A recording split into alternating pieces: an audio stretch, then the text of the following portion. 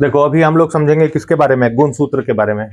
गुणसूत्र जो है यह हमारे शरीर में पाए जाने वाला एक बहुत ही सूक्ष्म संरचना है। सूक्ष्म मतलब बहुत ही छोटा संरचना है। प्रत्येक कोशिका के अंदर यह संरचना पाई जाती है। ठीक है, इसको समझने के लिए तुम लोगों को कुछ बातों को जानना होगा। पहला बात क्या जानना होगा कि ये गुणसूत्र आखिर है क्या, है ना, शरीर में कहां पर पाया जाता है और इसका क्या महत्व है हमारे जीवन में या बाकी सारे जीवों के जीवन में। ठीक है, सबसे पहला क्वेश्चन का आंसर है कि गुणसूत्र क्या होता है। गुणसूत्र एक बहुत ही सूक्ष्म धागे नुमा संरचना है जो हमारी कोशिकाओं के बीच में पाया जाता है। कहां पाया जाता है? कोशिकाओं में। इसका काम है एक पीढ़ी से दूसरी पीढ़ी में गुणों का स्थानांतरण करना, ढो के लेके जाना। जैसे कि किसी पिता से उसके आने वाले पीढ़ी के संतान में, बेटा में किसी गुण को लेकर के कौन जाएगा? गुणसूत्र। इसीलिए इसका नाम है पड़ा है क्या? गुणसूत्र। ठीक है, तुम लोग देखा है ना कि हर एक व्यक्ति जो है या हर एक जीव जो है अपने माता पिता से मिलता जुलता रहता है। उसमें माता पिता के गुण रहते हैं, शक्ल, सूरत, अकल, बोल चाल, चलना फिरना, हर प्रकार के गुण अपने संतान में जाता है ना, अगला पीढ़ी में जाता है ना, तो उसको लेकर के कौन जाता है? गुणसूत्र ही जाता है।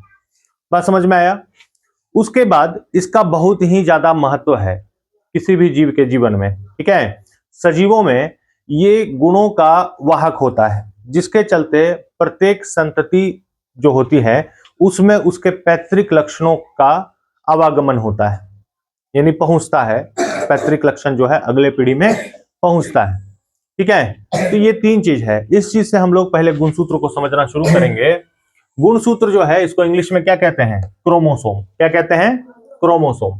कोशिका के केंद्र में स्थित धागे जैसी संरचना है। कोशिका होती है, कोशिका तुम लोग को हम बताए हैं क्या होता है ना। इसमें छोटा छोटा धागे जैसा संरचना होता है। कैसा संरचना होता है?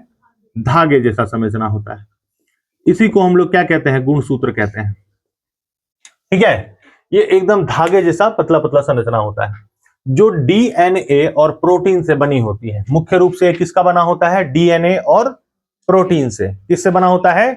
डीएनए और प्रोटीन से बना हुआ होता है। तो गुणसूत्र के बारे में अगर पूछा जाए कि ये किससे बना हुआ है, तो डीएनए और प्रोटीन से बना हुआ है।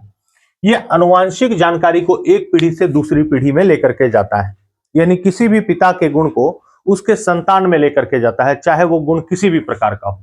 ठीक है, ये बालों का रंग से लेकर के, बालों का प्रकार से लेकर के, शरीर की बनावट से लेकर के बौद्धिक स्तर तक सारे गुणों को ढो करके अगले पीढ़ी में लेकर के जाने का काम करता है। एक तरह से तुम लोग समझ लो कि इसमें सारे गुण जो हैं एक खास ढंग से व्यवस्थित रहते हैं।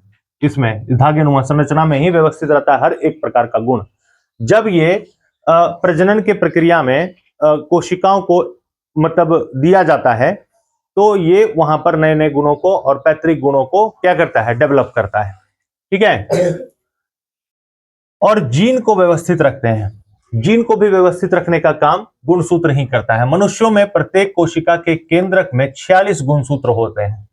मनुष्य का अगर हम लोग बात करें तो मनुष्यों के शरीर में कोशिका के, हर एक कोशिका के अंदर टोटल कितना गुणसूत्र होता है? 43 या 46 या फिर 23 जोड़े। कितना गुणसूत्र होता है? 46 या फिर 23 जोड़ा। ये जोड़ा में पाया जाता है, इसीलिए इसको जोड़े में भी बताया गया है। और सिंगुलर अगर तुम लोग जानोगे तो कितना गुणसूत्र होता है? 46। इसकी संरचना कैसी होती है? प्रत्येक गुणसूत्र डीएनए की एक लंबी श्रृंखला होती है जो हिस्टोन नामक प्रोटीन के चारों ओर लिपटी होती है। यहां देखो डीएनए है ना, डीएनए, और इसी धागेनुमा संरचना से जो है गुणसूत्र बना हुआ होता है। ठीक है, इसी संरचना से क्या बना हुआ होता है?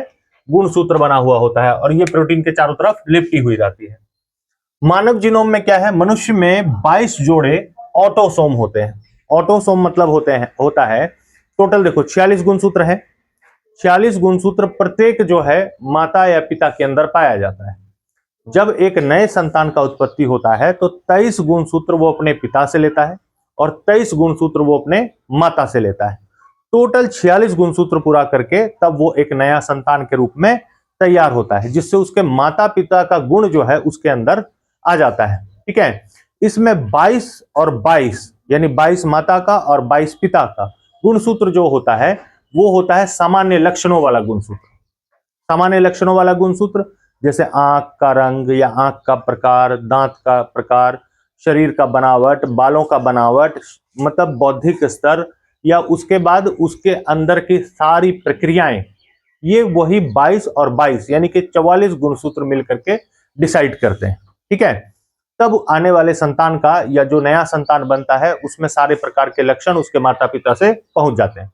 लेकिन लास्ट में बच गया एक गुणसूत्र, बच गया कि नहीं? 44 तो हो गया, 45वां और 46वां बचा ना। 45वां और 46वां जो गुणसूत्र होता है वो एक्स और वाई होता है। क्या होता है? एक्स और वाई। यानी कि इसको अगर अच्छे से समझो तो अगर कोई महिला है तो उसके अंदर टोटल 46 गुणसूत्र होगा, 46 गुणसूत्र होगा ना। 46 का 46 उसमें कौन सा पाया जाएगा? एक्स एक्स ही पाया जाएगा। कौन सा पाया जाएगा? X x. लेकिन अगर पुरुष है उसमें 46 गुणसूत्र पाया जा रहा है तो 45 ठो तो एक्स पाया जाएगा, लेकिन एक ठो क्या पाया जाएगा? वाई। यही वाई गुणसूत्र जो एक ठो पाया जाता है जो कि विभिन्न हो गया, ये दूसरे एक्स के साथ मिला करके एक्स और वाई मिल करके क्या बन जाता है? लड़का बन जाता है। क्या बन जाता है? लड़का। और एक्स और एक्स मिल करके क्या बन जाता है? लड़की मिल जाती है, बन जाती है। यही अंतिम गुणसूत्र जो है यानी 46वां गुणसूत्र माता और पिता का, इसको लिंग निर्धारक गुणसूत्र कहा जाता है। क्या कहा जाता है? लिंग निर्धारक। यानी कि वही गुणसूत्र क्या डिसाइड करता है कि आने वाला संतान महिला होगा या फिर पुरुष होगा। बात समझ में आ रहा है?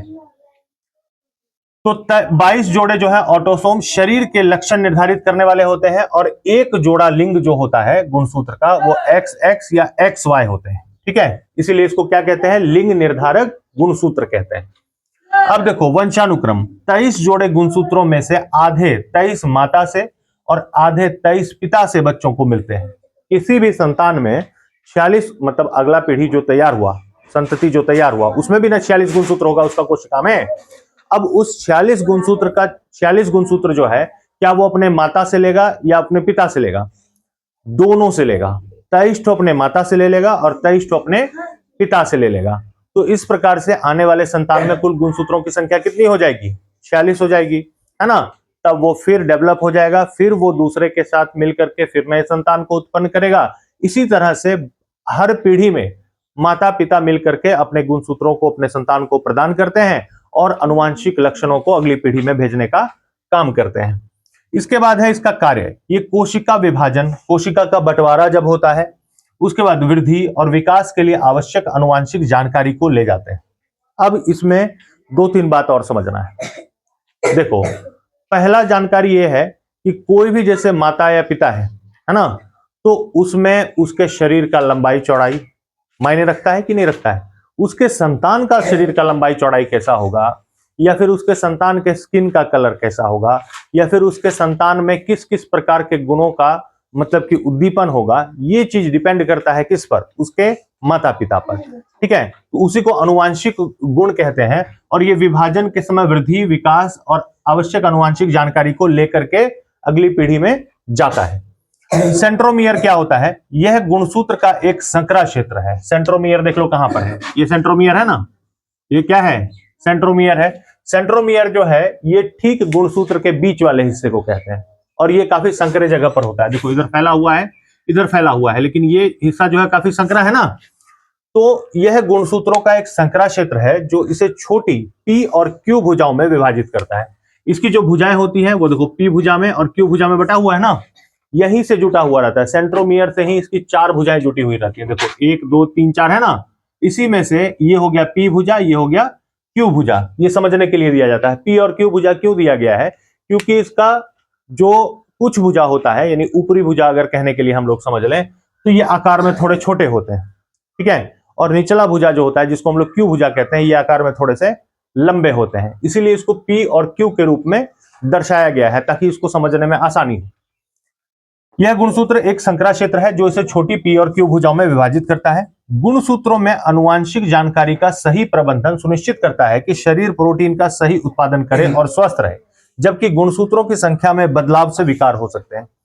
यही चीज डिसाइड करता है कि आने वाले संतान में किस प्रकार के समावेशी गुणों का विकास हो। ठीक है, लेकिन कभी कभी क्या होता है कि इसमें किसी प्रकार का कमी आ जाता है, गुणसूत्र में किसी तरह का डिफेक्ट आ जाता है ना। तो इससे क्या उत्पन्न हो जाता है? आने वाले संतान में विकार उत्पन्न हो जाता है। क्या उत्पन्न हो जाता है?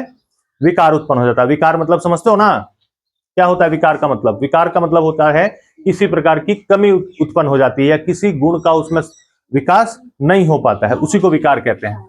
यहां पर देखो हम गुणसूत्र का जो है एक चित्र बना करके समझाने का कोशिश किए हैं।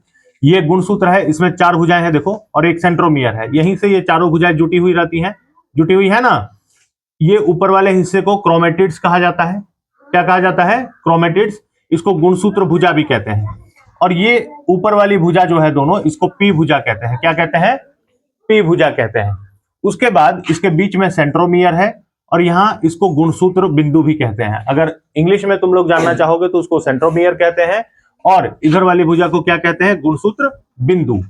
ये क्यू वाली भुजा है जो नीचे की तरफ लंबी भुजा है, जो डीएनए से मतलब की बनी हुई होती, मतलब टोटल डीएनए का ही बना हुआ है, लेकिन ये जो नीचे वाला भुजा होता है जो डीएनए से कनेक्टेड होता है, इसको क्यू भुजा कहते हैं। ठीक है।